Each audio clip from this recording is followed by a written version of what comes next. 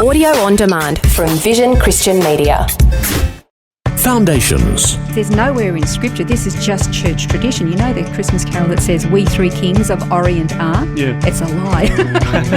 They weren't from the Orient, they were from the East. And the Magi, the wise men, Persia, when the Persians conquered Babylon. Foundations. Understanding the Jewish foundations of our Christian faith.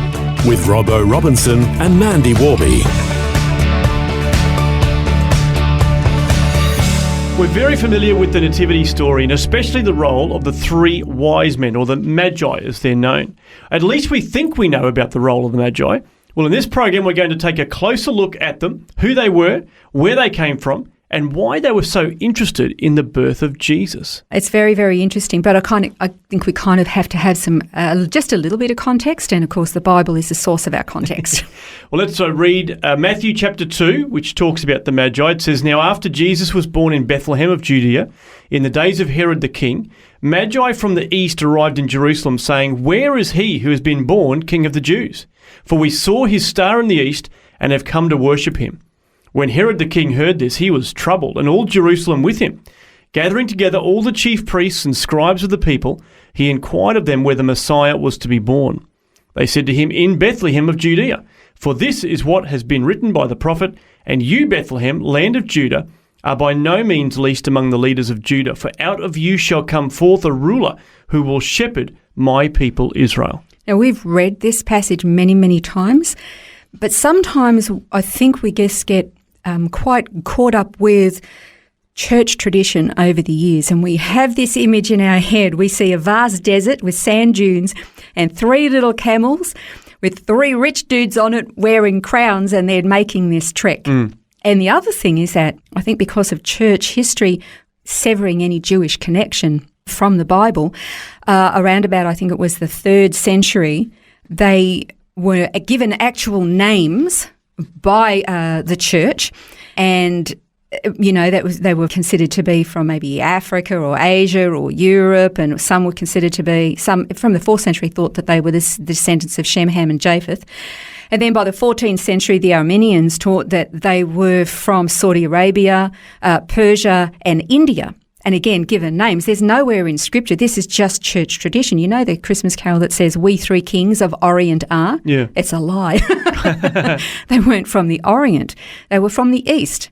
And the Magi, the wise men, were initially in Babylon, and then, of course, Persia when the Persians conquered Babylon. So I've got to try to do as quick as I can, about 7 minutes, a history lesson. Okay, so how fast can I talk? We've got to go back to Daniel the prophet. We know that when the Babylonians captured Jerusalem, that they took captives to Babylon, and they took the very best and smartest of young Jewish men. Daniel, Shadrach, Meshach and Abednego were just 4 who were named among this group. And we know that they were trained to serve the king, to be his advisors. We know the story. They didn't want the rich food of the king. They ate very simple kosher diets.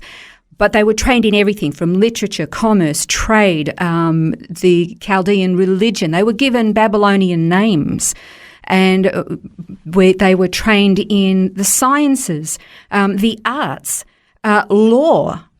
And another thing was that they were trained in was supposedly in being able to advise the king on spiritual matters. Now, while they were in training, we know that Nebuchadnezzar had a dream that troubled him. He called the wise men who had served his father. He didn't know if they were legit or not, so he gives them a hard test. Not only tell me the meaning of my dream, tell me what my dream was first. Yeah. Okay. They couldn't do it, so he was going to have everybody executed, and Daniel goes, "Whoa, just a second." He then comes to the king and he says, "Look, I actually cannot tell you the answer to your question because I'm a man, but there is a God in heaven who knows, and he's told me." And we know the story. Daniel tells him the dream and its interpretation. Daniel is elevated straight away into a position of leadership of the Magi. This causes the other guys to get jealous. Daniel then elevates Shadrach, Meshach and Abednego to be in administration authority. in the kingdom. They'd been through the fiery furnace as well, so they've already had their tests, and the elevation comes as a result. Absolutely. And so they're proving who they are, that they're trustworthy, that they're faithful, and that they won't compromise. They can't be bought. They're going to be honest always.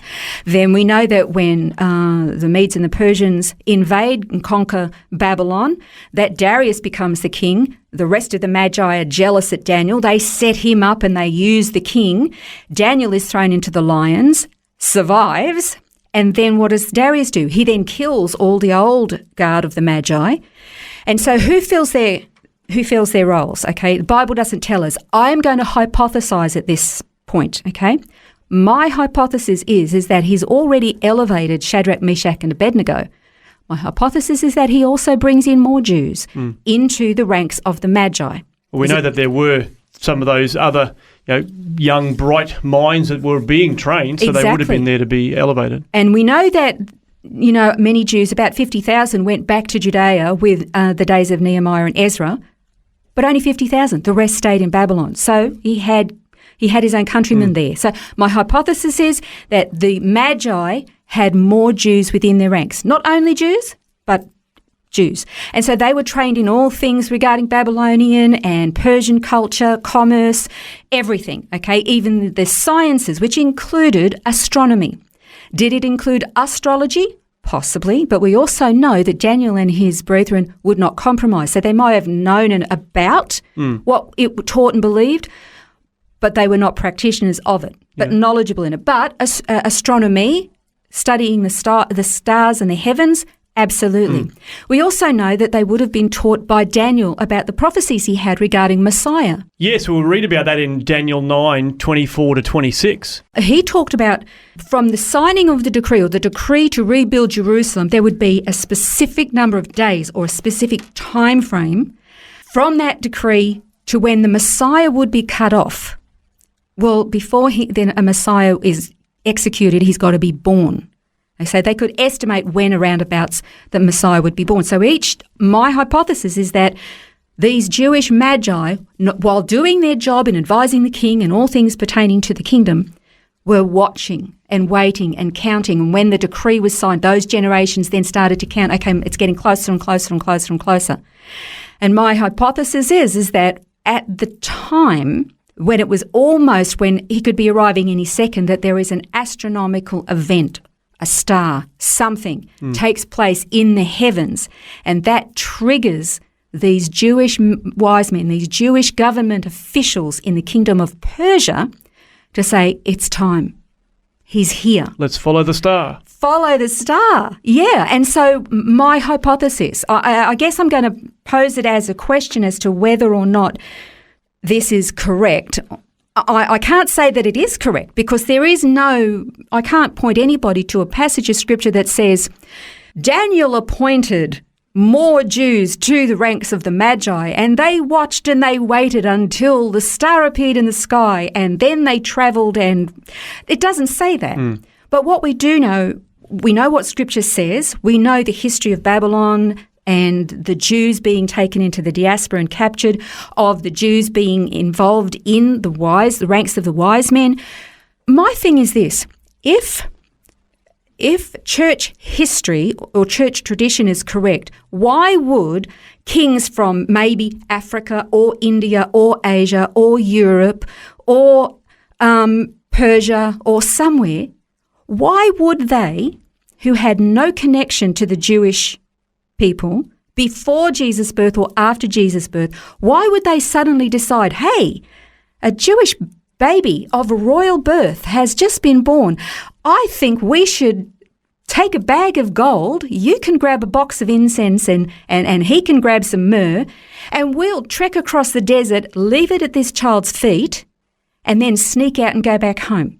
One, why would they do that? And two, how would they communicate with each other if they're in different continents? They didn't have the internet. Yeah, that's right. So what would be the point? Yeah. And even the fact that they've said they've come from the east, so they wouldn't have all said that if they'd come from different directions. Exactly. And so it makes more sense. It's more pragmatic. And let's face it, the Bible is actually very pragmatic. It's a very common sense book. And so that is my hypothetical question is it possible that the Magi mentioned in the Gospel of Matthew chapter 2 were in fact Jews from the original diaspora, from the invasion of Babylon, trained under Daniel initially from generation to generation, who knew that Messiah would come from the signing of the decree to rebuild Jerusalem. They watched and they waited, and then when the astronomical event occurred in the sky, that it was Jewish Magi who actually travelled to Judea to worship their long-awaited Messiah. Well, it's an interesting question, and we'll continue to explore this as we look at Christmas. We're going to continue to look at the astronomical events that will be unfolding as well in the next program on Foundations. This has been Foundations, a look at the Jewish foundations of our Christian faith. For study notes, resources and more, see vision.org.au/foundations. Thanks for taking time to listen to this audio on demand from Vision Christian Media. To find out more about us, go to vision.org.au.